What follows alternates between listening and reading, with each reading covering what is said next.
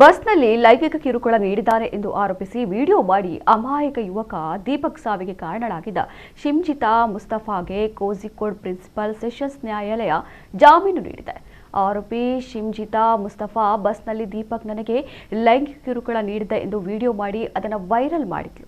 ಇದರಿಂದ ಮನನೊಂದ ದೀಪಕ್ ಜನವರಿ 18ರಂದು ಕೋಝಿಕೋಡ್ ನಗರದ ಗೋವಿಂದಪುರಂ ಬಳಿಯ ತನ್ನ ಮನೆಯಲ್ಲಿ ಆತ್ಮಹತ್ಯೆಗೆ ಶರಣಾಗಿದ್ದರು. ಇದು ಇಡೀ ದೇಶದಾದ್ಯಂತ ಆಕ್ರೋಶಕ್ಕೆ ಕಾರಣವಾಗಿತ್ತು. ಈ ಹಿನ್ನೆಲೆಯಲ್ಲಿ ಜನವರಿ 22ರಂದು ಶಿಮ್ಜಿತಾಳನ್ನ ಬಂಧಿಸಲಾಗಿತ್ತು. 19 ದಿನಗಳ ನ್ಯಾಯಾಂಗ ಬಂಧನದ ಬಳಿಕ ಅವರಿಗೆ ಜಾಮೀನು ನೀಡಲಾಗಿದೆ. ವಶಪಡಿಸಿಕೊಂಡ ಮೊಬೈಲ್ ಫೋನ್ಗೆ ಸಂಬಂಧಿಸಿದ ವಿಧಿವಿಜ್ಞಾನ ಪರೀಕ್ಷೆಯ ವರದಿಗಳು ಇನ್ನಷ್ಟೇ ಬರಬೇಕಿದೆ.